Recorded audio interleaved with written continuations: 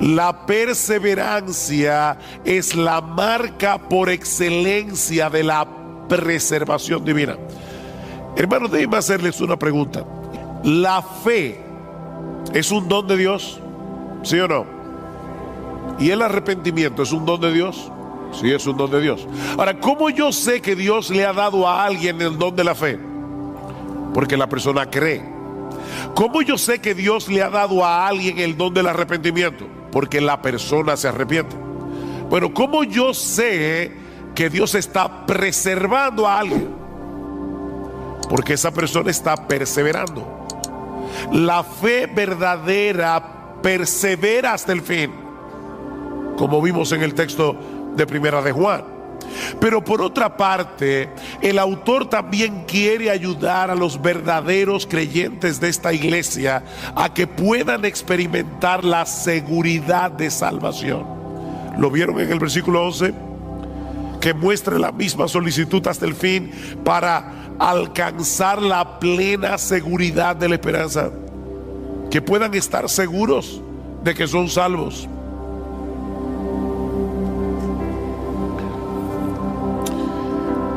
Mis hermanos, se puede ser un verdadero creyente y no tener certeza de que lo eres. La seguridad de salvación no la tienen todos los cristianos. ¿Oyeron eso? O dejen ponerlo de otra manera. La inseguridad de salvación no es una prueba de que no somos cristianos. Hay muchos creyentes que van a llegar inseguros al cielo. Y hay muchos impíos que van a llegar seguros al infierno, creyendo que son creyentes. No todo el que me dice Señor, Señor, entrará en el reino de los cielos, sino el que hace la voluntad de mi Padre que está en los cielos. Así que la seguridad de salvación no es necesaria para ser salvo. Sin embargo, cuando un creyente no puede estar seguro de su salvación, no podrá disfrutar plenamente de la bendición de ser salvo, ni tampoco podrá correr bien la carrera. Noten el versículo 12.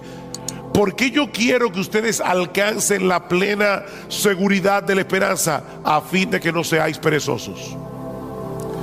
El estar seguro te mueve a no ser perezoso. ¿Cómo podremos entonces obtener una plena certeza de nuestra salvación? ¿O cómo vamos a poder seguir avanzando hacia la madurez en nuestras vidas cristianas, de tal manera que podamos ser cada vez más útiles para el reino de Dios? En el versículo 12 nos dice dos cosas al respecto. La primera es que debemos seguir siendo diligentes en el cuidado de nuestras almas. Debemos ser diligentes en el cuidado de nuestras almas. Versículo 12. A fin de que no seáis perezosos, sino imitadores de los que mediante la fe y la paciencia heredan las promesas, para que no sean perezosos.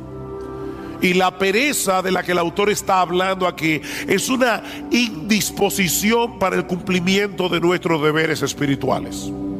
Tú debes leer la Biblia, tú debes orar, tú debes venir a la iglesia, debes venir al culto de oración, debes leer buenos libros cristianos, debes tener una comunión edificante con otros hermanos en la fe. Esos son nuestros deberes espirituales, pero el perezoso, aunque lo sabe, no lo hace. Dice Salomón en Proverbios 26:13 que el perezoso siempre encuentra una excusa para dejar de hacer lo que tiene que hacer. El perezoso dice: hay un león en el camino, hay un león en medio de la plaza. Imagínense ustedes, yo quiero salir a trabajar, pero hay un león fuera de la puerta de mi casa. Así que prefiero quedarme aquí seguro. O dice en Proverbios 15:19 que el camino del perezoso es como un seto de espinos. Él tiene un deber que cumplir, pero magnifica de tal manera los obstáculos que tiene por delante que termina dejando el asunto para otro momento. Y es interesante porque no es que el perezoso no desee estar en una mejor condición espiritual. No, de hecho en Proverbios 13:4 dice que el alma del perezoso desea, pero nada alcanza. Él desea, pero nada alcanza. Le dije que me iban a ver bebiendo agua hoy. No sufran, que yo estoy más interesado en decir este mensaje. Mañana descansaré la garganta. El perezoso no ha perdido la capacidad de desear una mejor condición espiritual de la que tiene. Él quiere, pero no lo puede alcanzar por causa de su pereza. Mis hermanos, si no somos diligentes en el uso de los medios que Dios ha provisto para que alcancemos una mejor condición, nuestros deseos nunca serán cumplidos. ¿Qué debemos hacer entonces? Despojarnos de nuestra pereza espiritual y en dependencia del Espíritu Santo disponernos a hacer lo que debemos hacer en el momento en que debemos hacerlo, aunque no tengamos ningún deseo de hacerlo. Pastor, ¿y eso no es hipocresía? No, eso es diligencia. Eso es diligencia. Yo no tengo deseos de leer la Biblia hoy en la mañana. Pídele a Dios que te dé deseo, ábrela y léela. Yo como que no tengo deseos de ir a la iglesia hoy. Levántate, cámbiate y sin ningún deseo, ven a la iglesia. Ser diligente es hacer lo que tú tienes que hacer en el momento en que tienes que hacerlo, aunque no tengas ningún deseo de hacerlo. El crecimiento espiritual requiere un esfuerzo diligente de nuestra parte. Pero pastor, yo creía que la salvación era por gracia, y lo que usted está diciendo de verdad parece oponerse a la doctrina de la gracia. Si es por gracia, yo no tengo que hacer nada para merecer la bendición de Dios. Tú tienes razón. Si es por gracia, no es por mérito. La gracia se opone al mérito, pero no se opone al esfuerzo. De hecho, Pablo le dice a Timoteo en 2 Timoteo capítulo 2, Timoteo, esfuérzate en la gracia. Esfuérzate en la gracia. La gracia se opone a nuestros méritos. La gracia no se opone a nuestro esfuerzo. Es en el contexto de nuestra diligencia que podemos disfrutar de la bendición de Dios. No porque ese esfuerzo nos haga merecer que Dios nos bendiga, sino porque Dios ha decretado que seamos bendecidos siendo nosotros diligentes, usando los medios de gracia, la lectura regular de la palabra, la vida de oración privada y corporativa, congregarnos con el pueblo de Dios en el día del Señor, participar de la Santa Cena como haremos esta noche, leer buenos libros cristianos. Dios ha decretado fortalecer nuestra salud espiritual haciendo uso de esos medios. Pero el hecho de esforzarnos por hacer esas cosas no nos hacen merecedores de nada, porque esa diligencia es impulsada en nosotros de pura gracia en una forma misteriosa que nunca vamos a poder entender. ¿Qué dice Pablo?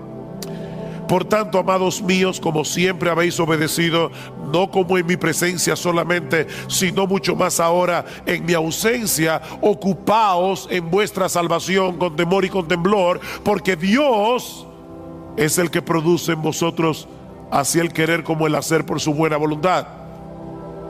¿Quién produce el querer y el hacer? Dios lo produce. ¿Quién es el que tiene que ocuparse en su salvación? Tú y yo debemos ocuparnos en nuestra salvación. La obra de Dios nos impulsa a obrar. Y precisamente por eso Él se lleva toda la gloria en nuestro esfuerzo. Pero toda bendición que nosotros recibimos de la mano de Dios no es por nuestro esfuerzo, es por los méritos de nuestro Señor Jesucristo. Bendito el Padre, el Dios y Padre de nuestro Señor Jesucristo, que nos bendijo con toda bendición espiritual en los lugares celestiales en Cristo, según nos escogió en Él desde antes de la fundación del mundo. Todo lo que nosotros disfrutamos de la mano de Dios es únicamente por Cristo. O déjeme decirlo de otra manera: aún los medios de gracia que Dios nos ha provisto y el impulso para hacer uso de esos medios son un regalo de gracia. Pero somos tú y yo los que debemos disponernos a hacer lo que tenemos que hacer, no para ganarnos su favor, sino porque ya fuimos favorecidos. Así que no es un asunto de méritos, es un asunto de confianza en Dios. Una confianza que nos mueve a hacer lo que Él dice que debemos hacer para mantener una buena salud espiritual. Déjame hacerte una pregunta. ¿Qué debe hacer un hombre o una mujer para alcanzar una buena calidad de vida? En la Biblia dice que yo no puedo añadir a mi estatura un codo por más que me afane. O sea, yo me voy a morir el día que me voy a morir. Por eso alguien decía: come saludable, ve al gimnasio y muérete a pesar de todo. Eso no es lo que tú vas a ver en los gimnasios, pero es una realidad. Ahora, ¿qué debe hacer una persona para tener una buena calidad de vida?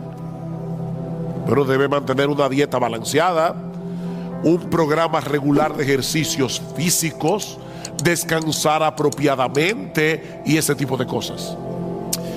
Dios ha diseñado nuestros cuerpos para que responda a la dieta, al ejercicio, al descanso. Si yo soy responsable en el cuidado de mi cuerpo, aún así puede ser que me enferme y que me muera antes de cumplir 40 años, pero lo cierto es que esas son las cosas que yo debo hacer en mi responsabilidad para tener una buena calidad de vida. ¿No es así? Si Dios determina otra cosa, amén, pero yo debo ser responsable en darle a mi cuerpo el cuidado que necesita. Ahora, cuando yo hago todo eso, como balanceado, hago ejercicio, descanso, ¿lo hago para merecer la salud? No es un asunto de méritos. Es un asunto de responsabilidad y de confianza en que Dios me dice que lo haga. Si yo estoy enfermo y me tomo la medicina que el médico prescribió, no es para merecer ser sanado, sino porque confío en el médico. ¿No es así? Mi deseo de ser sanado y mi confianza en la capacidad del médico es lo que me hace hacer lo que él me dice. Bueno, hermanos, lo mismo ocurre con nuestra vida espiritual. Pablo dice a Timoteo: ejercítate para la piedad. O como lo traduce la Biblia de las Américas, disciplínate a ti mismo para la piedad. Eso es algo que nadie puede hacer por ti. O sea, no esperes que tú te vas a levantar por la mañana. Wow, qué deseo yo tengo de salir a correr 5 millas. No. A veces los que corren y hacen ejercicio físico no tienen deseo de levantarse, pero ellos lo hacen por responsabilidad. Bueno, tampoco esperes que todas las mañanas tú te vas a levantar con un impulso para leer tu Biblia.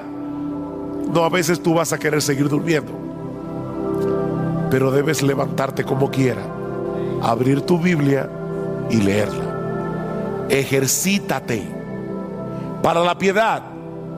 Disciplínate a ti mismo para la piedad. Ahora, nunca olvides que son medios de gracia. Eso quiere decir que aun cuando haces uso de esos medios que Dios ha prescrito para preservar la salud de nuestras almas, debemos hacerlo descansando en Él, no en nuestras propias fuerzas o en nuestra propia capacidad. Señor, voy a leer tu palabra, dame entendimiento. Abre mis ojos para ver las maravillas de tu ley. Alimenta mi alma. Déjame ver a Cristo en las páginas de las Escrituras y aumenta mi admiración por Él. Porque contemplando su gloria es que somos transformados de gloria en gloria. Señor, voy al culto de oración o de adoración. Por favor, ayúdame a adorarte sin distracciones. Por favor, ayúdame, Señor, que yo pueda percibir y experimentar tu presencia junto a mis hermanos en la iglesia. Ayúdame, Señor, para atesorar la palabra predicada de tal manera que obre poderosamente en mi corazón. Ayúdame, Señor.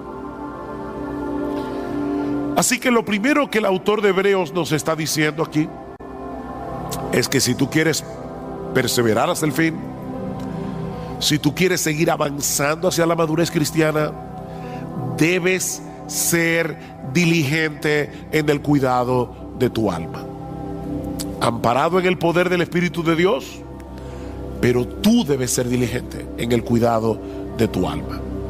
Pero hay algo más que debemos hacer, y es aprender a esperar con fe y con paciencia que Dios haga en nuestras vidas lo que Él ha prometido hacer. Vean el versículo 12 otra vez. A fin de que no seáis perezosos, sino imitadores de los que mediante la fe y la paciencia heredan las promesas. El texto no nos dice explícitamente quiénes son esos creyentes a los que debemos imitar, pero obviamente se refiere a todos los hombres y mujeres de fe del Antiguo Testamento que encontramos en el capítulo 11 de la carta a los Hebreos, y de los cuales Abraham es un prototipo. Vean el versículo 13. Pues cuando Dios hizo la promesa a Abraham, no pudiendo jurar por uno mayor, juró por sí mismo. ¿Por quién jura Dios? Por Él mismo, diciendo: ciertamente te bendeciré y ciertamente te multiplicaré. Y así, habiendo esperado con paciencia, obtuvo la promesa. Habiendo esperado ¿cuántos años? 25 años, con paciencia, pero Dios le dio el hijo.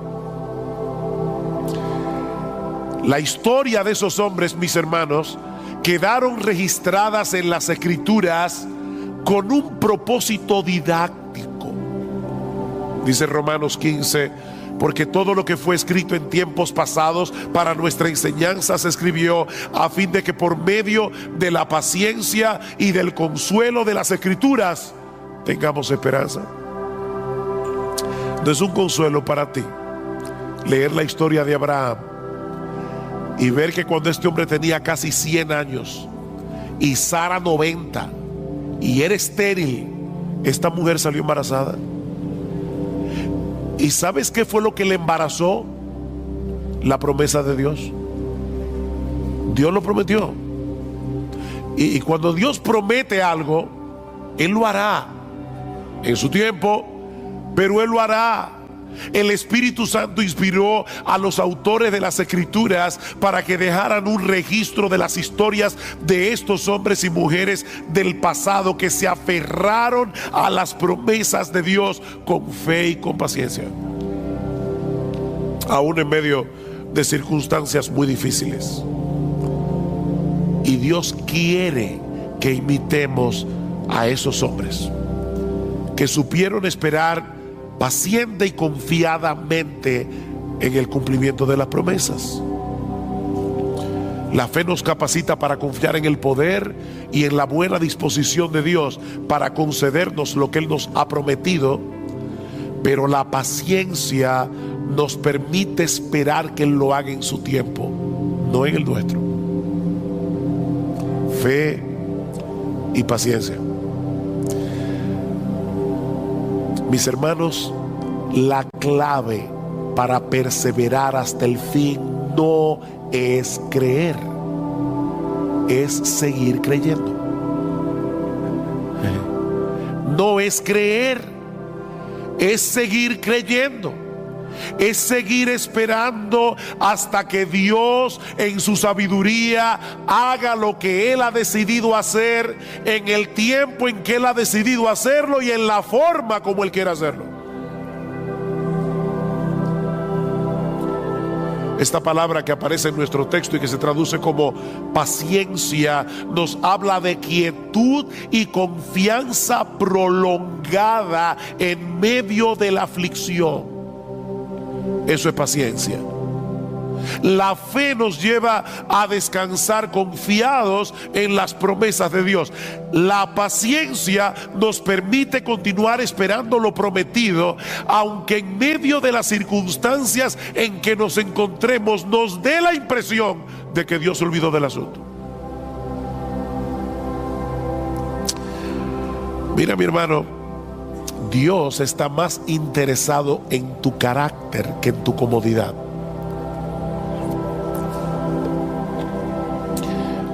Él quiere llevarte a depender más de Él, a que tú entiendas cuánto lo necesitas. Si tú llamas una vez y no se te abre, y llamas otra vez y no se te abre, y vuelves a llamar y no se te abre, y por eso dejas de llamar, puede ser que todavía tú no hayas entendido cuánto tú necesitas la bendición de Dios. Eso quiere decir que tu fe necesita ser fortalecida. ¿Y sabes cuál es la lagartija que fortalece la fe? Yo no sé cómo le llamarán ese ejercicio en otra parte de América Latina, pero los push-ups, no sé cómo decirle. ¿Sabes cuál es el ejercicio que fortalece la fe? Seguir esperando la promesa de Dios. Esperar fortalece la fe. Dice en Romanos 8:24 que fuimos salvados en esperanza, pero la esperanza que se ve no es esperanza. Pues, ¿por qué esperar lo que uno ve? O como lo dice en otra versión, ¿quién espera lo que ya tiene? Es en la espera que se fortalece nuestra fe. Aquellos que han sabido unir la fe con la paciencia seguirán llamando y seguirán llamando y seguirán llamando hasta que le abran la puerta. Dice el salmista en el Salmo 123: a ti levanto mis ojos, oh tú que reinas en los cielos. He aquí como los ojos de los siervos miran a la mano de su Señor, como los ojos de la sierva a la mano de su señora. Así nuestros ojos miran al Señor hasta que se apiade de nosotros. ¿Por cuánto tiempo? Hasta que se apiade. Salmo 130: espero en el Señor, En Él espera mi alma y en su palabra tengo mi esperanza. Mi alma espera al Señor más que los centinelas a la mañana. Sí, más que los centinelas a la mañana. ¿Te das cuenta, mi hermano, la insistencia de la Biblia en el hecho de esperar? Si no aprendes a esperar, vivirás frustrado. Te vas a frustrar con Dios, porque el horario de Dios casi nunca encaja con nuestras expectativas. Te vas a frustrar. Dios pudo hacer el mundo en un segundo, pero lo hizo en 6 días. Y dice que al principio la tierra estaba desordenada y vacía, y Dios la fue trabajando poco a poco, poblando la tierra hasta hacerla productiva. Dios hace las cosas en su tiempo. Mi hermanos, no es como a nosotros nos parece mejor, sino es como Él sabe que es lo mejor. Ustedes recuerdan cuando Elías le oró a Dios. Había una sequía de 3 años y medio. Y el Señor no envió la lluvia de inmediato. Elías le dice a su criado: ve a ver si tú ves algo en el cielo. El criado regresó diciendo: yo no veo nada. Vuelve otra vez. Nada. Vuelve otra vez. Nada. Vuelve otra vez. ¿Saben cuántas veces volvió el criado? 7 veces. Óigame, hay que tener paciencia. En este caso del criado con Elías. Pero ya no te dije que no hay nada. Ve otra vez. Finalmente el criado llega y le dice: veo una pequeña nube como la palma de un hombre que sube del mar. Cuando Gloria y yo fuimos a visitar a nuestra hija en Medio Oriente, aquel lugar es desértico, casi nunca llueve. De hecho, desde abril hasta noviembre no hay nubes en el cielo, nunca, nada de nubes, ni una sola. Ahora imagínate en ese desierto que alguien vea una nube del tamaño de la palma de una mano que está subiendo del mar y dice: ay, parece que va a llover.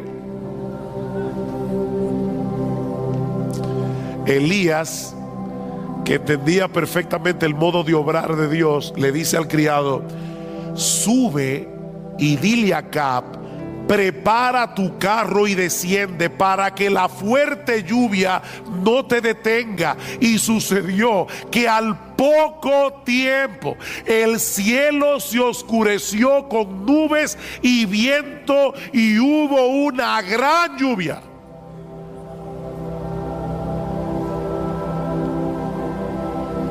Dios tiene su forma de obrar. Él desea moldear nuestro carácter. Y eso solo es posible en el contexto de la fe y de la paciencia. Tenemos un problema, deseamos ser atendidos de inmediato, entendemos que el asunto es urgente. ¿Y saben lo que hace Dios? Dios mueve las cosas de tal manera que todo el mundo esté ocupado y que nadie te pueda atender. ¿Te ha pasado?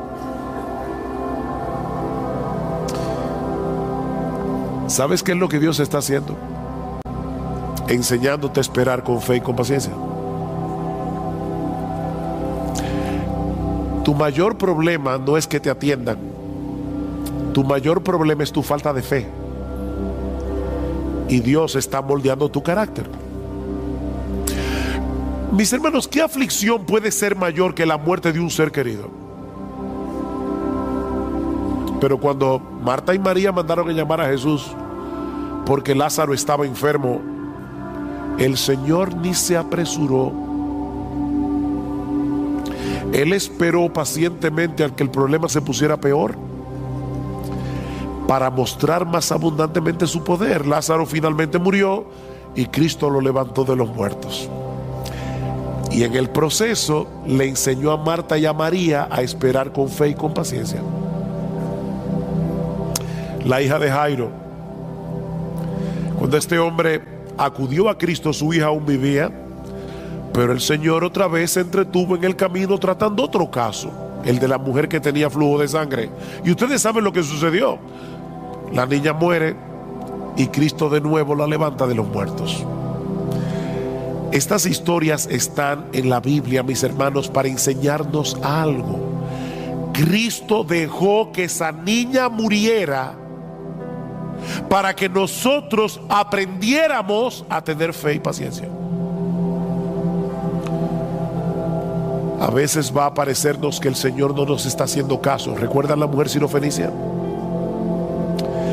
Señor, ten misericordia de mí, mi hija está posesa por un demonio, y Cristo ni le escucha. Los apóstoles vienen: por favor, Señor, haz algo para que esta mujer nos deje tranquilos. No es correcto quitarle el pan de los hijos para dárselo a los perrillos. Yo vine primero a los perdidos de la casa de Israel. Y esta mujer le dice: sí, Señor, pero aún los perrillos comen de las migajas que caen de la mesa de sus amos. Y Cristo le dice: mujer, por causa de tu fe, lo que tú quieres te será hecho. Y dice que su hija fue sanada en aquella misma hora. Esta mujer no desmayó, y por medio de la fe y de la paciencia obtuvo la bendición que deseaba. He aquí entonces, mis hermanos, la metodología divina para seguir avanzando en nuestras vidas cristianas y llegar a experimentar seguridad de salvación. Debemos ser diligentes en el cuidado de nuestras almas y ser imitadores de aquellos que por la fe y la paciencia heredaron las promesas. Dios nos ha dado promesas ciertísimas en su palabra, incluyendo el hecho de que Él ha de guardarnos en Cristo hasta el día en que estemos en su presencia en cuerpos glorificados, contemplando y deleitándonos en su gloria por los siglos de los siglos. Él lo ha prometido y Él lo hará. Mis ovejas oyen mi voz y yo las conozco y me siguen, y yo les doy vida eterna y no perecerán jamás, ni nadie las arrebatará de mi mano. Mi Padre que me las dio es mayor que todos y nadie las puede arrebatar de la mano de mi Padre.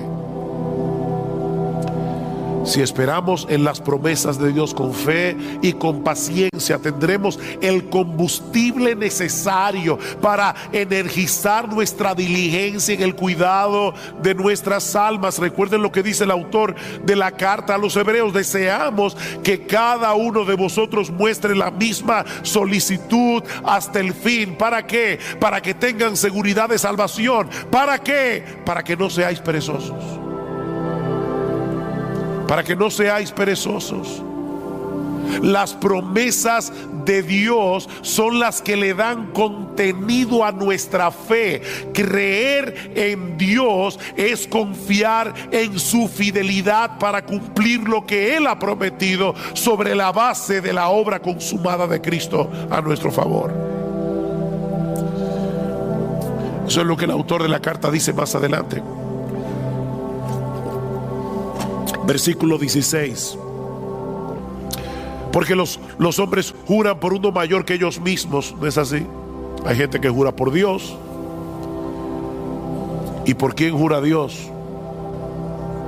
Los hombres juran por uno mayor que ellos mismos, y para ellos un juramento dado como confirmación es el fin de toda discusión.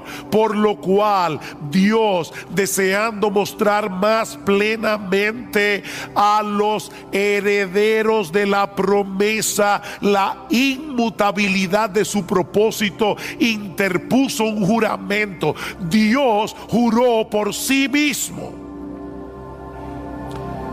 a fin de que por dos cosas inmutables, en las cuales es imposible que Dios mienta, los que hemos buscado refugio seamos grandemente animados para asirnos de la esperanza puesta delante de nosotros.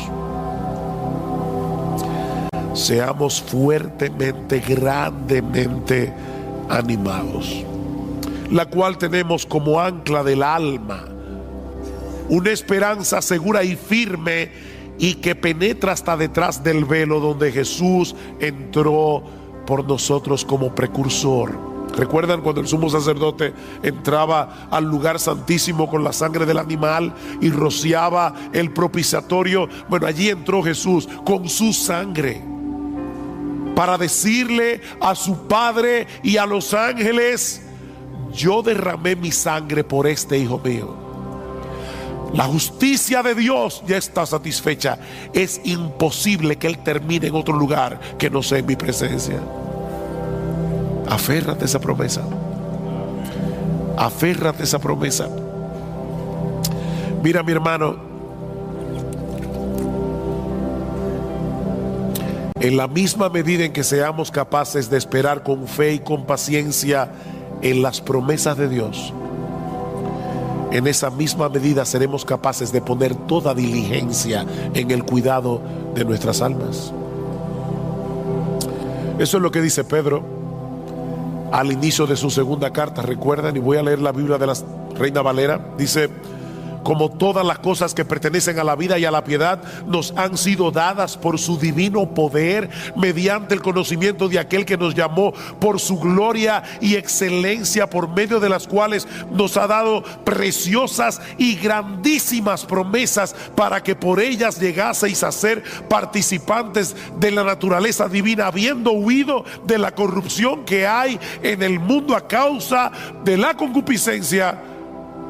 Por esto mismo, poned toda diligencia en añadir a vuestra fe virtud, a la virtud conocimiento, etcétera, etcétera. Este es un texto muy denso, pero mis hermanos, lo que Pedro está diciendo es básicamente esto: todo lo que tú necesitas para tu vida cristiana, todo lo que tú necesitas para seguir avanzando hacia la piedad, ya Dios te lo dio por su divino poder.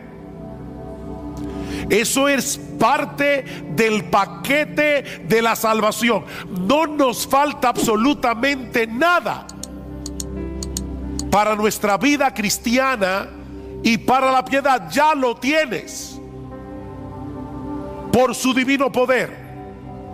Ahora, ¿cómo fue que Dios nos concedió todo lo que necesitamos para la vida y para la piedad? Mediante el conocimiento de aquel que nos llamó por su gloria y excelencia. ¿No le suena raro eso? Aquel que nos llamó por su gloria y excelencia. ¿Cómo Dios llama por su gloria y excelencia? Muy fácil. Dios abrió los ojos de nuestro entendimiento para que pudiéramos ser capaces de ver con deleite la gloria y las excelencias de Jesús, lo que lo hacen a Él el ser más hermoso, el ser más deleitoso de todo el universo. Y de esa manera Dios nos atrajo a Jesús por su gloria y excelencia.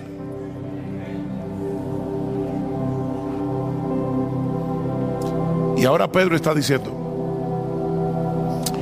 el hecho de saber que el poder omnipotente de ese Dios que nos llamó por su gloria y excelencia está obrando en nosotros hasta que estemos en su presencia en cuerpo y almas glorificados, es una poderosa motivación para poner toda diligencia en añadir a vuestra fe virtud, a la virtud conocimiento. Alguien lo ilustra de esta manera: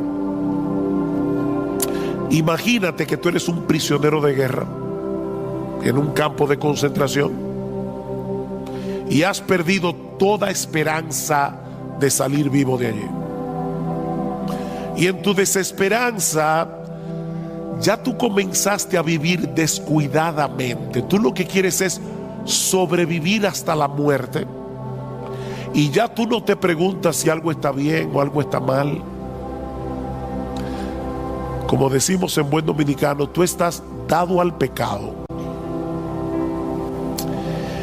Pero de repente te enteras de que se está planificando un intercambio de prisioneros.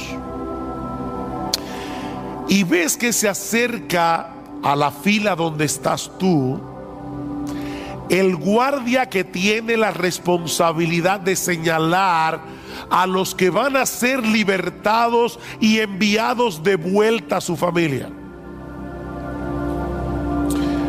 Si el guardia te señala a ti, eso no sería un mero conocimiento. Recuerden que Pedro dice, mediante el conocimiento de aquel que nos llamó por su gloria y excelencia. Pero ese conocimiento transforma, ese conocimiento anima. Si el guardia se te acerca a ti, tú no vas a pensar, oh, qué interesante, me llamó a mí. No, mi hermano, en ese momento el poder de la esperanza va a energizar todo tu cuerpo y tu alma, porque sabes que has sido llamado para ser de nuevo un hombre libre. Bueno, eso es precisamente lo que Pedro nos está diciendo aquí.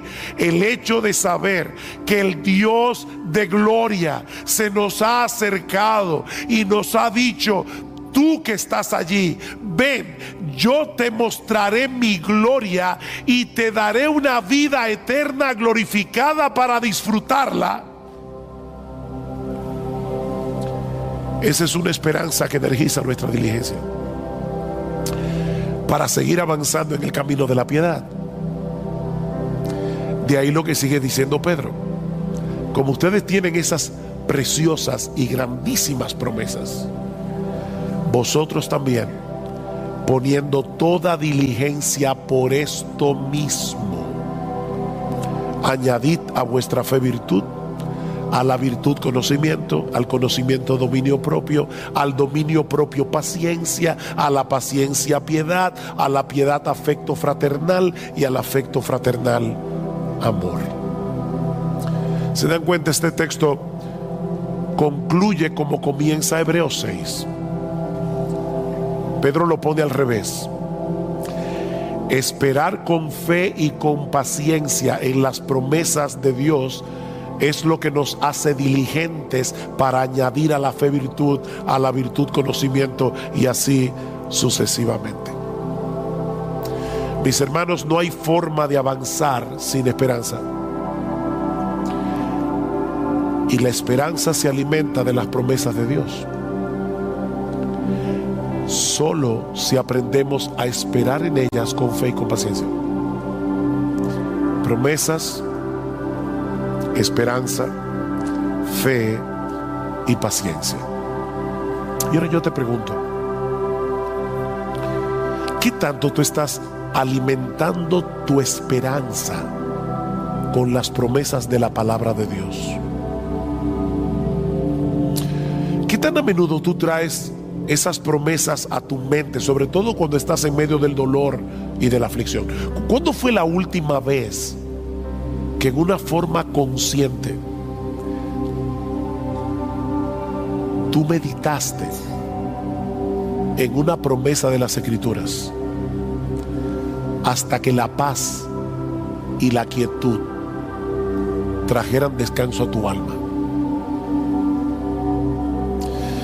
¿Qué tan dispuesto tú estás a seguir esperando en Dios, sabiendo que Él selló cada una de sus promesas con la sangre que Cristo derramó por ti en la cruz del Calvario? Recuerda que es por fe que andamos, no por vista.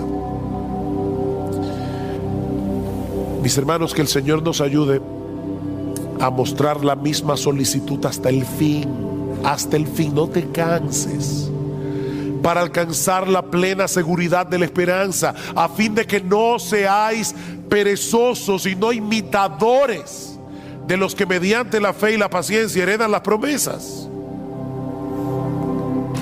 Desde el principio de la historia de la redención, vemos que dentro del Israel nacional, Dios tiene un Israel espiritual escogido por gracia. Vean otra vez Romanos capítulo 9, versículo 6. Pero no es que la palabra de Dios haya fallado, porque no todos los descendientes de Israel son Israel, ni son todos hijos por ser descendientes de Abraham.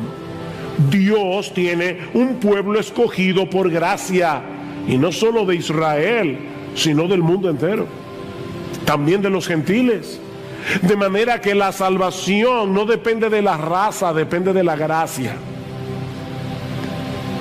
Ahora, ¿quiere esto decir que los incrédulos se perderán porque no fueron escogidos? Dios tiene un pueblo escogido por gracia. Entonces aquellos que no se salvan es porque no fueron escogidos. Esa es la pregunta que Pablo está respondiendo desde el final del capítulo 9 hasta el capítulo 10. Y su respuesta básicamente es esta: si bien es cierto que Dios es el responsable de la salvación final de los creyentes, el hombre que se pierde es responsable de su condenación. Esa es la respuesta de Pablo. De manera que la razón por la que los israelitas rechazan a Cristo no es porque no fueron escogidos, sino porque en su orgullo ellos prefieren tratar de ganarse la salvación por medio de su esfuerzo, por medio de su obediencia a la ley, antes que venir como mendigos pidiéndole a Dios misericordia. Romanos capítulo 10. Versículo 3, pues desconociendo la justicia de Dios y procurando establecer la suya propia, no se sometieron a la justicia de Dios. Ese es el problema, dice Pablo. No, yo no quiero la justicia como un regalo, yo me la quiero ganar con mi obediencia. Ese es el contexto del pasaje que vamos a estudiar en la mañana de hoy. Y podemos resumir la enseñanza de esta sección de Romanos 14 al 21, capítulo 10, 14 al 21, en dos encabezados. En primer lugar, en los versículos 14 y 15, Pablo nos muestra que la predicación del Evangelio es el medio usado por Dios para salvar a los pecadores. Muy sencillo, ¿verdad? Nada complicado. La predicación del Evangelio es el medio usado por Dios para salvar a los pecadores. Y luego vamos a ver que Pablo dice, los israelitas escucharon la predicación y la rechazaron. Pero lo primero que él quiere demostrar es, ellos tenían lo que se necesitaba: predicación. Noten versículo 13. Yo estaba ahí sentado y cuando Sigfrido dijo vamos a leer la escritura, yo sabía que el texto que tocaba leer hoy era Romanos capítulo 14, 10, 14 al 21, porque yo mismo fui que pedí que lo leyeran, pero en mi mente pensé, ay, si leyera desde el versículo 13. Y eso fue lo que él hizo. Versículo 13, para ponerlo en contexto: porque todo aquel que invoque el nombre del Señor será salvo. Versículo 14, ¿cómo pues invocarán a aquel en quien no han creído? ¿Y cómo creerán en aquel de quien no han oído? ¿Y cómo oirán sin haber quien les predique? ¿Y cómo predicarán si no fueren enviados? Tal como está escrito, cuán hermosos son los pies de los que anuncian el evangelio del bien. ¿Ven el punto, mis hermanos? Todo lo que se requiere para recibir el regalo de la salvación es invocar a Cristo como Señor, confiando en la eficacia y suficiencia de su obra en la cruz. ¿Saben que hay personas que invocan a Cristo y no son salvos? Cada vez que tienen un problema, Y sobre todo si es un problema serio, ¡ay, Señor! Ellos invocan, Jesús, ayúdame. Pero no es de esa invocación que Pablo está hablando aquí. Para esas personas Jesús es como un paramédico. Ustedes que ¿verdad? Tienen un accidente de tránsito, esperan que llegue el 911, viene el paramédico, te atiende, te da los primeros auxilios, pero tú no tienes nada que ver con ese paramédico nunca más. Tú no lo vuelves a ver, probablemente. No es de esa invocación que Pablo está hablando aquí. Es aquel que decide levantar su bandera blanca de rendición y se somete voluntariamente a Jesús como Señor, confiando en su obra de redención. Vean otra vez el versículo 9, que si confiesas con tu boca a Jesús por paramédico, no por Señor. Y no olviden que esa palabra significa Dios, amo, dueño, soberano, gobernante. Todo aquel que confiesa con su boca a Jesús por Señor y crees en tu corazón que Dios le resucitó de entre los muertos, que Dios aceptó su obra en la cruz del Calvario, que Dios aceptó el pago por nuestros pecados. Si tú crees eso, serás salvo. Serás salvo. Pero ahora Pablo quiere mostrarnos el papel tan crucial que juega la predicación del Evangelio en este proceso, para que un pecador pueda creer en Cristo, invocar su nombre y ser salvo. Nadie puede invocar el nombre del Señor a menos que sepa quién es el Señor y lo que Él hizo para salvar a pecadores, y Él crea en esos hechos acerca del Evangelio. Creer, conocer, creer en los hechos del Evangelio. De ahí la primera pregunta de Pablo en el versículo 14: ¿cómo pues invocarán a aquel en quien no han creído? No se puede invocar sin creer. Imagínate que tú estás en un río profundo. Hay algunos ríos aquí en República Dominicana, por lo menos cuando yo era chiquito eran profundos, y a veces se formaban remolinos y una persona fácilmente se podía ahogar.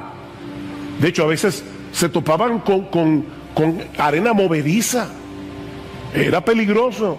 Ahora imagínate que tú estás en medio de un río, tú no sabes nadar, el río es hondo, estás en un remolino, te estás ahogando, y así rápidamente tú ves de un lado del río a un niño de 6 años que ayer fue que comenzó su primera clase de natación, y del otro lado a un salvavidas profesional que aparte de todo es tu amigo íntimo. ¿A quién tú vas a clamar pidiendo auxilio?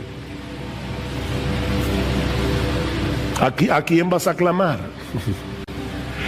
Antes de invocar el nombre de Jesús y pedirle que te salve, debes creer que Él es Dios, que se hizo hombre, que obedeció la ley de Dios perfectamente desde la cuna hasta la tumba, que siendo inocente murió en una cruz, que fue levantado de la tumba victorioso al tercer día para pagar así y justificarnos de nuestros pecados, y entonces clamarle que te salve. Mira, mi hermano, mi amigo que estás aquí, si no conocemos esos hechos del Evangelio o no creemos en la veracidad histórica de esos hechos, ¿cómo voy a pedirle a Jesús que me libre de la esclavitud y de la condenación del pecado y me conceda como un regalo la vida eterna? ¿Cómo se lo voy a pedir? Hay personas que de verdad yo creo que son bien intencionadas.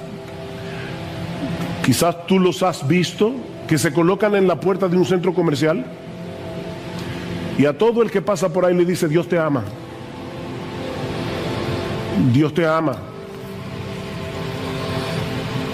Vuelvo y repito, Probablemente son bien intencionados, pero déjenme decirles que eso no es evangelizar. Eso no es evangelizar. Nadie se va a salvar porque crea que Dios existe. El diablo sabe eso. Dice en Santiago y tiembla. Nadie se va a salvar porque crea que Dios es amor. Nadie, óyeme, nadie se va a salvar porque crea que Dios es amor. Necesitamos conocer y creer lo que Él hizo a favor de pecadores por medio de la persona y la obra del Señor Jesucristo para resolver el problema de nuestros pecados sin pasar por alto su justicia.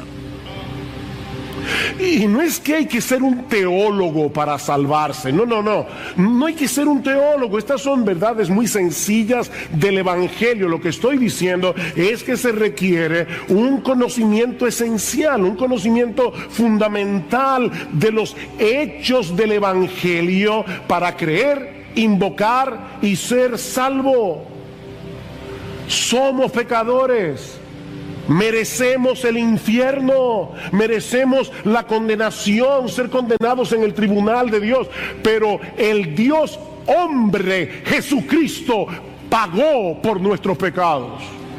¿Es difícil de entender? De manera que la salvación es por gracia, es por medio de la fe. Porque Dios hizo por medio de Jesucristo todo lo que había que hacer para conceder la salvación como un regalo a todo el que venga clamando por misericordia. ¿Es eso difícil de entender? Pero eso nos lleva de la mano a la siguiente pregunta. Versículo 14. ¿Cómo pues invocarán a aquel en quien no han creído? ¿Y cómo creerán en aquel de quien no han oído? ¿Ven el punto? Ese conocimiento acerca de Jesús, acerca de lo que Él hizo en la cruz del Calvario, no se adquiere por intuición. No es que un día tú te levantaste y dijiste, ven acá, Jesús, ¿qué fue lo que hizo Jesús? Y te pones a razonar y llegas a la conclusión de que Él murió por nuestros pecados. No, eso no pasa así.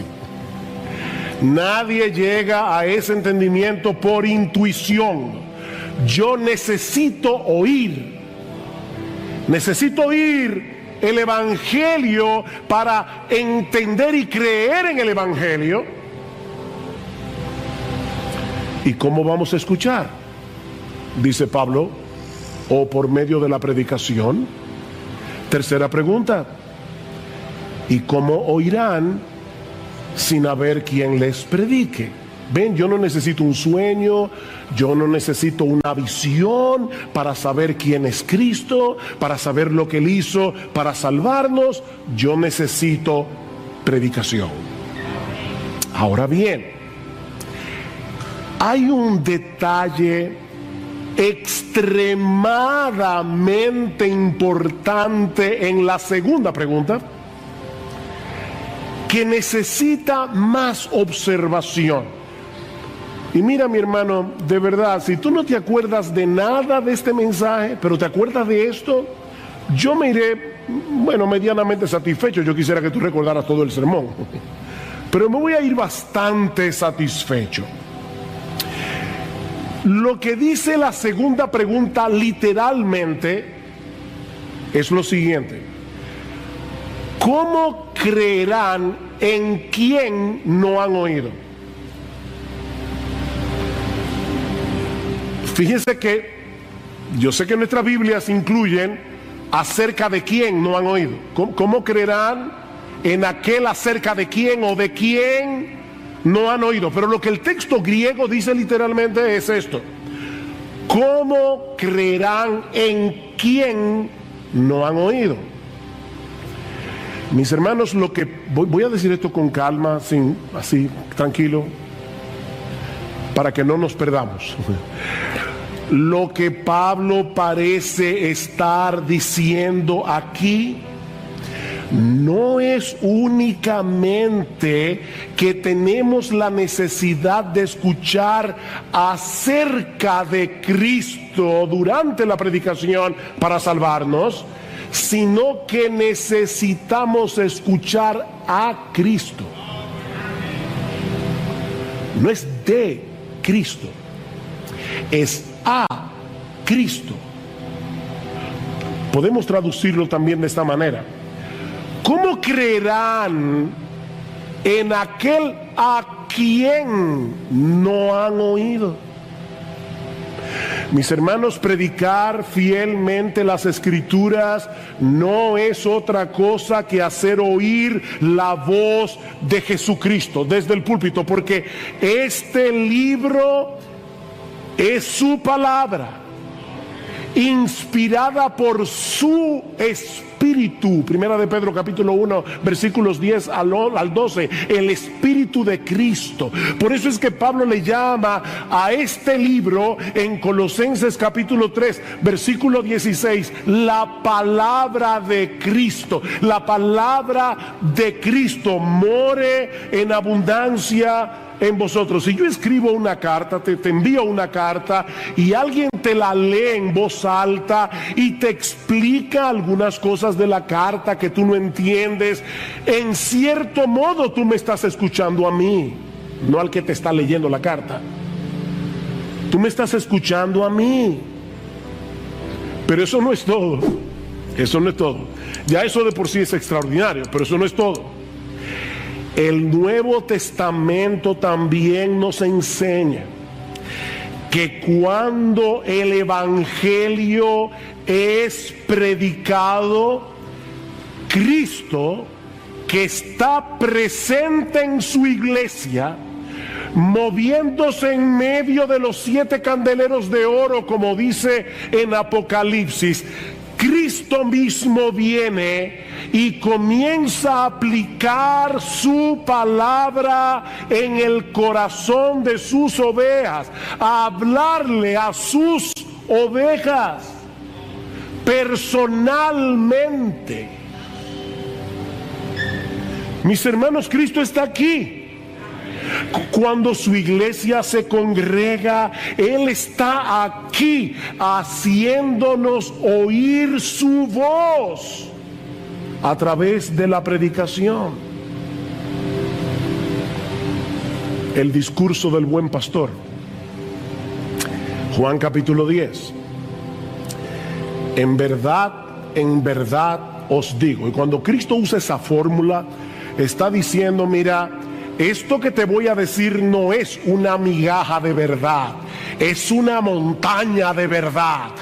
En verdad os digo, el que no entra por la puerta en el redil de las ovejas, sino que sube por otra parte, ese es ladrón y salteador. Pero el que entra por la puerta es el pastor de las ovejas. A este abre el portero y las ovejas oyen su voz.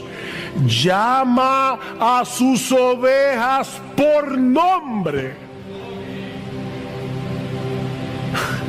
¿Se oyeron eso? Llama a sus ovejas por nombre y las conduce fuera. Cuando saca todas las suyas, va delante de ellas, y las ovejas lo siguen porque conocen su voz.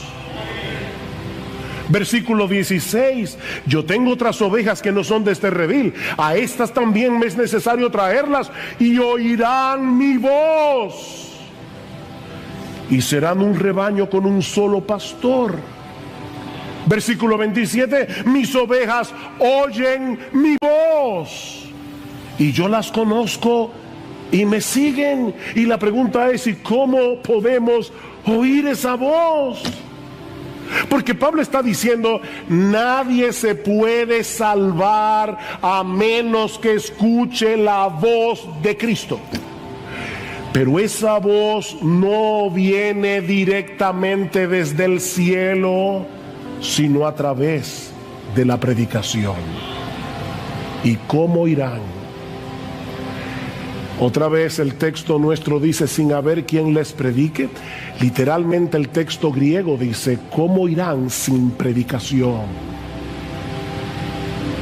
¿Cómo irán sin predicación? Es a través de la predicación del Evangelio que las ovejas de Cristo escuchan su voz. Es lo mismo que vemos en el capítulo 2 de la carta de Pablo a los Efesios. Pablo, en el versículo 16, dice que Cristo derribó la pared intermedia de separación que había entre judíos y griegos para reconciliar con Dios a los dos en un cuerpo por medio de la cruz. Y ahora escuchen. Y vino y anunció paz a vosotros que estabais lejos y paz a los que estaban cerca. Vino. ¿Y cuándo Cristo fue a Éfeso? Cristo nunca salió de Israel, de los contornos. Lo más lejos que él llegó fue a Sidón y a Tiro, arriba en el norte. ¿Cuándo Cristo estuvo en la ciudad de Éfeso? Escuchen cómo John Stott responde esta pregunta. El mismo Cristo que una vez hizo la paz mediante su cruz, predica la paz mediante sus heraldos, sus predicadores, sus pregoneros. Y otro teólogo llamado Gustav Wingren, él dice lo siguiente, perdonen el nombre tan raro, pero me encanta la cita. Es la predicación la que provee los pies sobre los que Cristo camina para acercarse a nosotros y alcanzarnos. La predicación tiene un único objetivo y es que Cristo pueda venir a aquellos que se han reunido a escuchar. ¡Wow! Miren, mis hermanos, yo tengo la convicción de que los creyentes vendríamos a la iglesia con otra actitud si recordáramos que la predicación de la palabra no es un mero estudio bíblico. Es el medio a través del cual Jesucristo se hace presente y hace oír su voz a través de la voz de un predicador.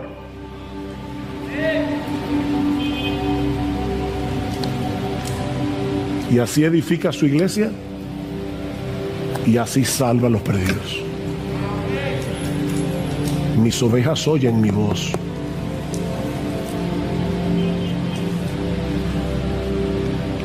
Pablo dice en 2 Corintios 5:19 que Dios nos encargó a nosotros la palabra de la reconciliación. Así que somos embajadores en nombre de Cristo, como si Dios rogase por medio de nosotros, otra vez literalmente, como Dios rogando por medio de nosotros. Os rogamos en nombre de Cristo, reconciliados con Dios. Mis hermanos, los predicadores no somos simples mensajeros. Los predicadores no somos simples maestros. Somos mensajeros, somos maestros, pero somos más que eso. Somos embajadores. Un embajador es aquel que ha sido oficialmente llamado y comisionado para hablar en nombre de su gobierno y con la autoridad de su gobernante. Por eso es que nosotros nos paramos aquí a predicar, porque no venimos a negociar esto. No venimos a preguntar, ¿tú qué piensas? Vamos a hacer una mesa redonda. No estamos haciendo ninguna mesa redonda. Estamos aquí como embajadores del Rey de Reyes, del Señor de Señores, diciéndole al mundo, así dice Jehová. Y todo el mundo debe escuchar su voz. No estamos negociando nada. Estamos anunciando algo en nombre de Dios. En nombre de Dios.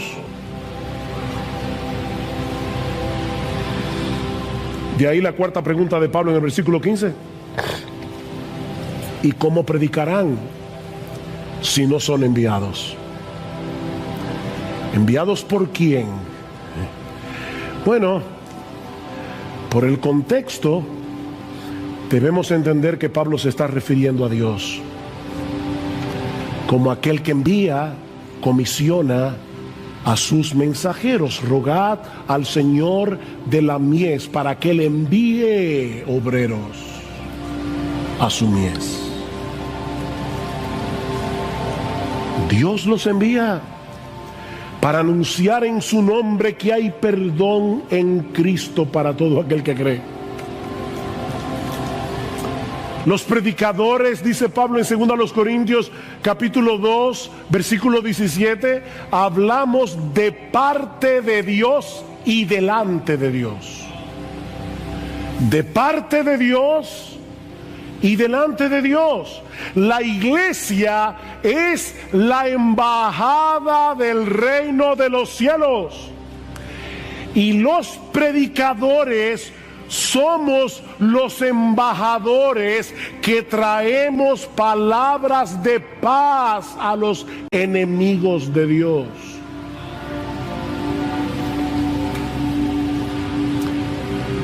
Estamos anunciando que Jesucristo, el Dios encarnado, pagó la deuda de nuestros pecados y que ahora Dios ofrece perdón, reconciliación, vida eterna por medio de Jesucristo para todo aquel que cree.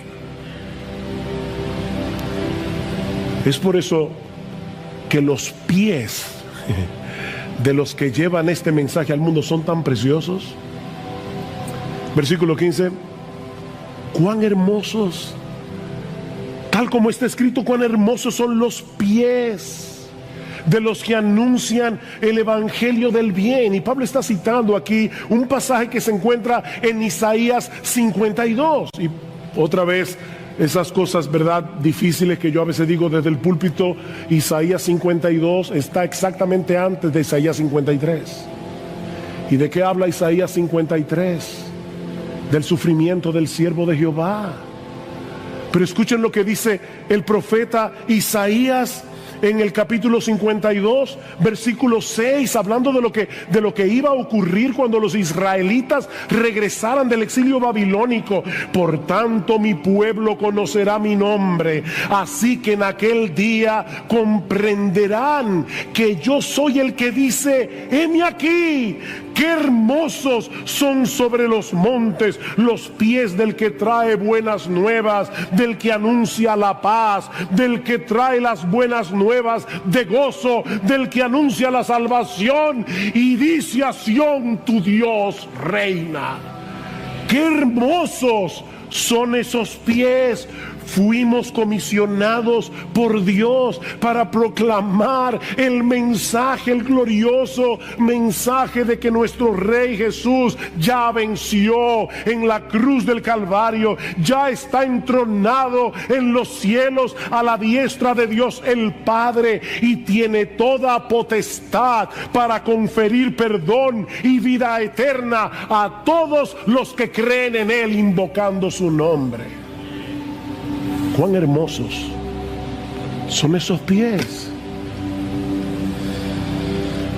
Mis hermanos, qué privilegio para los que predican y qué privilegio para los que escuchan. No el que escucha a un predicador, no importa quién sea, es el que escucha la voz de Jesucristo a través del predicador. ¡Qué privilegio! ¡Qué privilegio! Dios estableció predicadores para hacer oír a través de ellos la voz del buen pastor. Mi amigo, no esperes ver una visión, no esperes escuchar una voz del cielo. Escucha a sus embajadores. La palabra predicación que Pablo usa aquí significa pregonar como un heraldo. Se aplica primariamente, no únicamente, pero primariamente a los hombres que han sido llamados por Dios, comisionados por Dios para predicar públicamente su palabra. Pero ¿saben qué? Lo que se predica desde el púlpito debe resonar durante la semana, en la medida en que los creyentes comparten con otros el mensaje del Evangelio.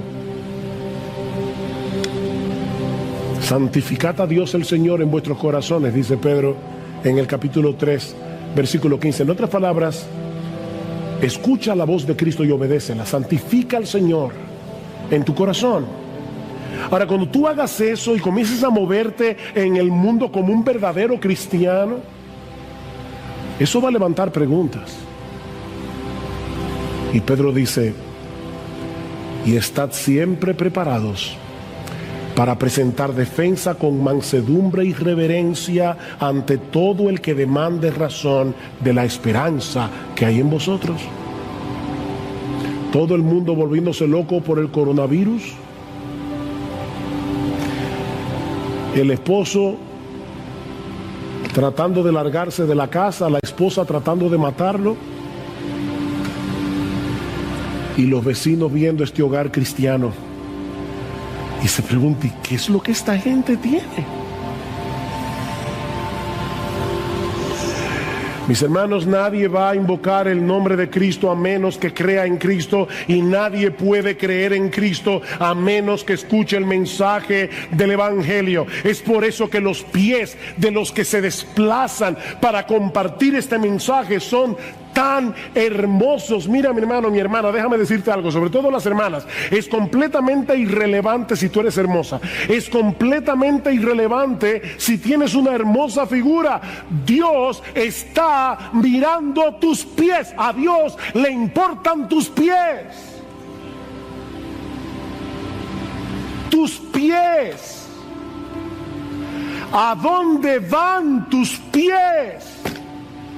En tu anhelo de que otros conozcan a nuestro bendito, glorioso, exaltado Señor y Salvador Jesucristo.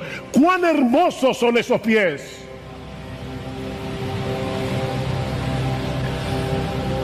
Viene a mi memoria el famoso corredor ateniense Filipides.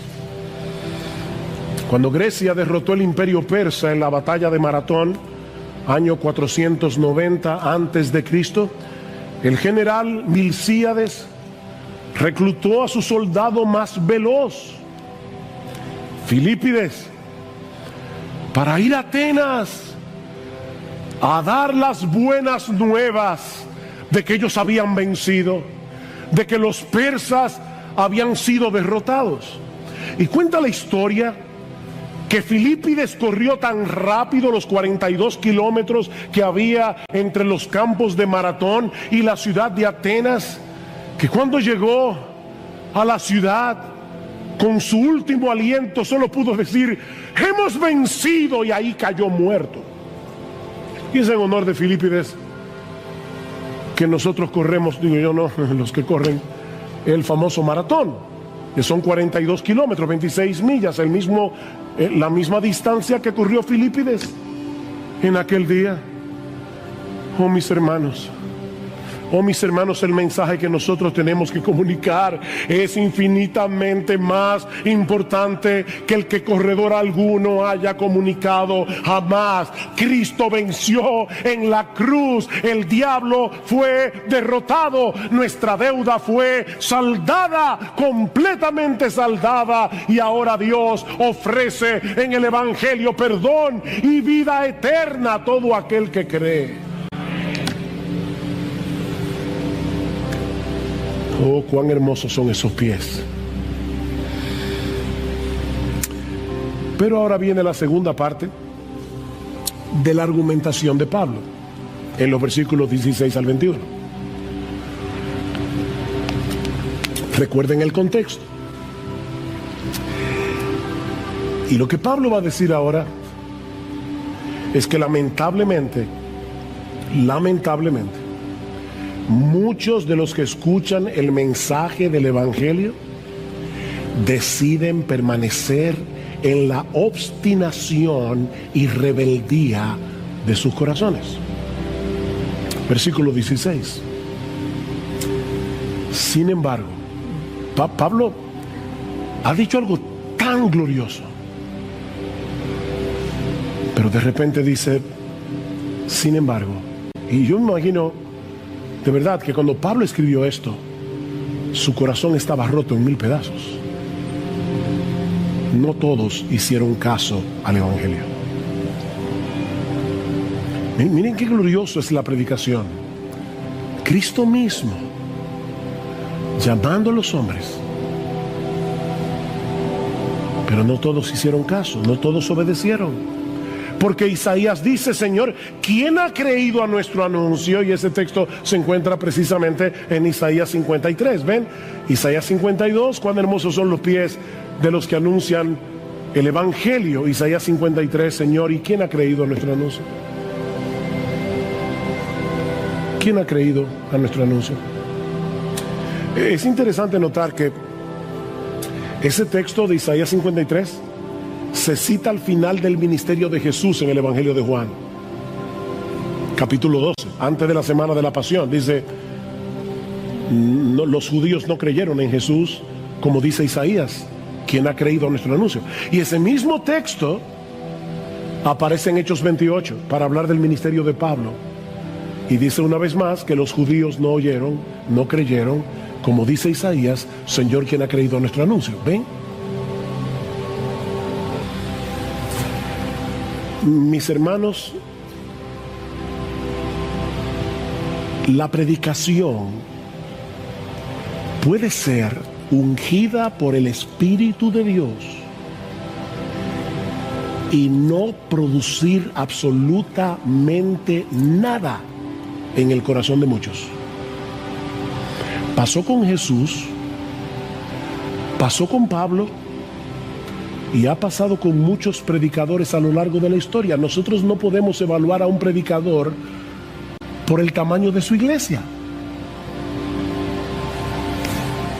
Hay predicadores muy fieles que tienen iglesias muy pequeñas, están en lugares muy duros. Y hay predicadores de la prosperidad enviados por el mismo infierno con estadios llenos de personas. Porque dice que se amontonarán gente teniendo comezón de oír. Eso es lo que la gente quiere oír, no este mensaje del Evangelio. No todos obedecieron al Evangelio. Lo que Pablo está diciendo es, Cristo debe ser escuchado para ser creído, y Él es escuchado por medio de la predicación del Evangelio. Versículo 17, así que la fe viene del oír, y el oír por la palabra de Cristo. La fe viene del oír. ¿El oír qué? Porque ese texto no dice, la fe viene por el oír la palabra de Cristo, ¿vieron? La fe viene por el oír, y el oír es que viene por la palabra de Cristo. ¿El oír qué? El oír la voz del mismo Cristo. Es el versículo 14 otra vez. La fe viene por el oír a Cristo, y ese oír a Cristo viene por medio de la predicación de la palabra de Cristo.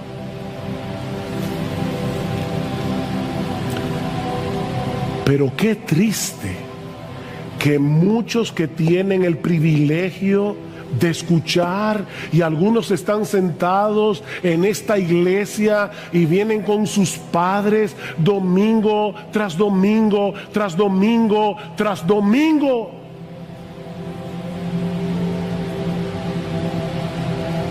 Yo recuerdo, me vino ahora a la memoria cuando yo comencé a visitar la iglesia. Alguien predicó un sermón evangelístico usando el personaje de Sansón, y él decía, Sansón no sabía que Dios se había alejado de él. Y el predicador, un predicador muy sencillo, él decía, tú estás ahí sentado en tu silla y tú no sabes que estás sin Dios, y él llamaba a las personas, ven, ven. Y yo recuerdo como si fuera ayer, yo sentado en esa silla con lágrimas en mis ojos, diciendo: no voy a ir. Increíble la dureza de nuestro corazón. ¡Cuánta dureza! Mis hermanos, lo que Pablo está tratando de probar es que el problema de Israel no fue que no tuvieran la oportunidad de escuchar el evangelio, fue que ellos decidieron mantenerse en incredulidad. Ven el versículo 18. Pero yo digo, ¿acaso nunca han oído? Tal vez Pablo es que mira, es que nunca oyeron el evangelio. Y dice Pablo, ciertamente que sí. Por toda la tierra ha salido su voz y hasta los confines del mundo sus palabras. Pablo está citando aquí el Salmo 19, que habla no de la Biblia, sino de la revelación general de Dios en los versículos 1 al 6 y luego de las escrituras a partir del versículo 7. Y Pablo está usando la ilustración del sol que recorre toda la tierra cuando sale por la mañana y luego se pone en el ocaso, y dice: así mismo ha salido la palabra de Dios donde quiera que ha habido una comunidad de judíos en el primer siglo. Dios se encargó de llevarle su palabra.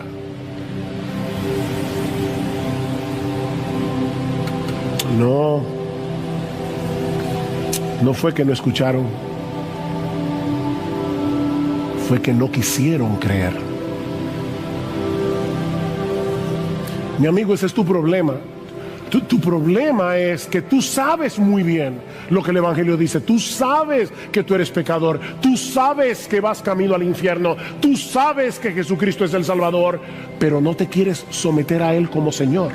Yo he tenido que hablar muchas veces, sobre todo con jóvenes que me dicen: pero mire, pastor, créame, yo he hecho eso muchas veces. Le he dicho: Señor, sálvame, y no pasa nada. ¿Y saben lo que yo me imagino en mi mente que está pasando? Probablemente, porque no soy Dios, no veo el corazón de nadie, pero ¿saben lo que yo creo que está pasando? Que esas personas no se quieren ir al infierno, pero tampoco quieren dejar el mundo, y están con una soga aferrados al mundo, tratando de ver qué tanto se pueden extender para agarrar a Cristo e ir al cielo, pero sin soltar su pecado, sin soltar el mundo. Así no se puede. Es invocar a Jesús como Señor. Como Señor.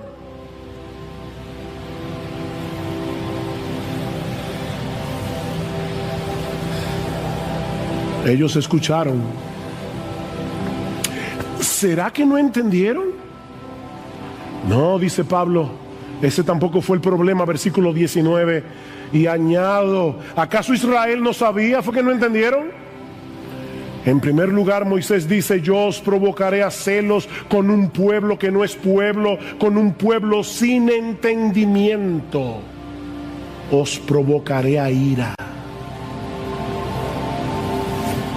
El texto que Pablo está citando aquí es Deuteronomio 32, 21. Y si ustedes hacen el esfuerzo cuando lleguen a sus casas de leer el capítulo 32 del libro de Deuteronomio, van a ver que Dios está acusando a los israelitas de haberlo provocado a celos con su idolatría. A pesar de todas las obras que él había hecho a favor de su pueblo, ellos me han provocado a celo con lo que no es Dios. Me han irritado con sus ídolos. Yo pues los provocaré a celos con los que no son pueblo, los irritaré con una nación insensata. Y vamos a ver en el capítulo 11 cómo Dios usa eso para salvar a los judíos, porque hay judíos que se salvan, pero eso lo veremos más adelante. El argumento de Pablo aquí, y noten que esta cita es muy parecida a la que él había usado antes en el libro de Oseas: llamaré a un pueblo que no es pueblo y lo haré pueblo mío. La misma cosa. Lo que Pablo está diciendo es al ver la conversión masiva de los gentiles, Israel debió haber reconocido que Dios estaba llevando a cabo lo que de antemano había prometido en sus propias escrituras. ¿Es que no leyeron la Biblia? Versículo 20. E Isaías, otra cita, Moisés, Deuteronomio, ahora Isaías. E Isaías es muy osado y dice: fui hallado por los que no me buscaban, me manifesté a los que no preguntaban por mí. Wow, hermanos, ese texto es tan hermoso. Déjenme leerles, perdonen un momentito más. Déjenme leer el texto tal cual está en Isaías 65, que es de donde Pablo está citando. Me dejé buscar por los que no preguntaban por mí, me dejé hallar por lo que no me buscaban. Dije: heme aquí a una nación que no invocaba mi nombre. Wow, o sea, somos nosotros las criaturas que debemos decirle: Señor, heme aquí. Pero Dios es tan bueno que Él condesciende y se aparece a un pueblo gentil que no tenía la Biblia, que no conocía el pacto abrahámico, que no conocía las promesas del Mesías. Y Dios le dice a los gentiles: mírame aquí, heme aquí. ¿Y esos gentiles creyeron? Pablo acaba de cerrar su argumento, porque él comienza con lo mismo en el capítulo 9, versículo 30. ¿Qué diremos entonces? Que los gentiles que no iban tras la justicia alcanzaron justicia, es decir, la justicia que es por fe. Pero Israel, que iba tras una ley de justicia, no alcanzó la ley. ¿Ven el mismo argumento? Versículo 20: fui hallado por los que no me buscaban. Versículo 21: pero en cuanto a Israel, dice, y vuelve a citar a Isaías: todo el día he extendido mis manos a un pueblo desobediente y rebelde. Wow, mis hermanos,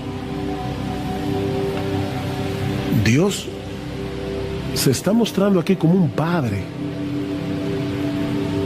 que extiende los brazos a su hijo pródigo, a su hijo extraviado, y le pide que vuelva a casa. Hijo mío, vuelve, hijo mío. Las puertas de tu casa están abiertas de par en par. Serás bienvenido aunque vengas sucio como el hijo pródigo, habiéndote revolcado en el lodo. Ven, hijo mío. ¿Ustedes se imaginan eso? Dios, ven, mi hijo, ven. Pero el hijo decide mantener su actitud desafiante en contra de su padre. ¿Por qué la mayoría de los israelitas rechazaron al Mesías? ¿Porque no fueron elegidos? No, porque no quisieron. ¿Ven el contraste, hermanos, entre Romanos 9 y Romanos 10? En Romanos 9, Pablo enfatiza la elección soberana de Dios en la salvación de los creyentes. A partir del capítulo 9, versículo 30 y hasta el final del capítulo 10, Pablo enfatiza la responsabilidad humana en aquellos que se pierden. No podemos escoger entre una doctrina y la otra. Las dos están en la Biblia. Pero pastor, yo no entiendo. Yo tampoco. Pero Dios lo dice. Dios lo dice. Y sea Dios veraz y todo hombre mentiroso. Me recuerda al niño aquel que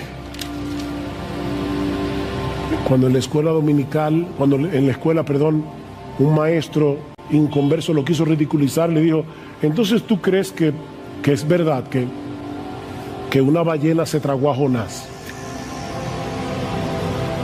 Sí, profesor, yo lo creo, porque la Biblia lo dice. Y si la Biblia dijera que fue Jonás el que se tragó a la ballena, ¿también lo creería?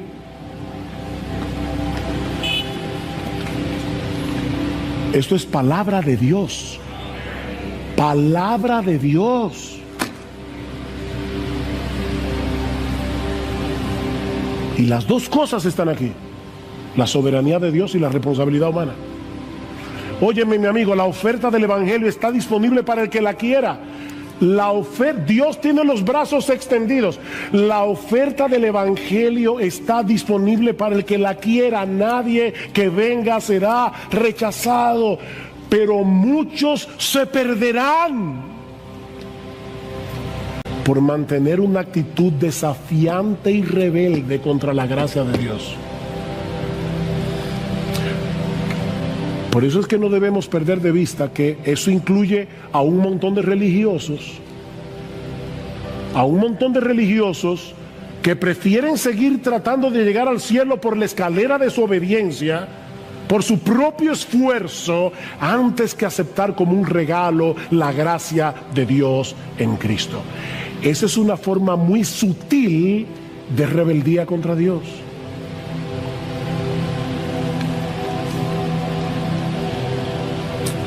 Mis hermanos, ¿qué aprendemos de este pasaje? Hay varias lecciones, varias aplicaciones que podemos extraer. En primer lugar, debemos venir a la iglesia con la expectativa de escuchar y obedecer la voz de Cristo. Mi hermano, mira más allá del predicador. Mira más allá del predicador. Contempla a Cristo mismo hablándole a su pueblo a través de la predicación de su palabra.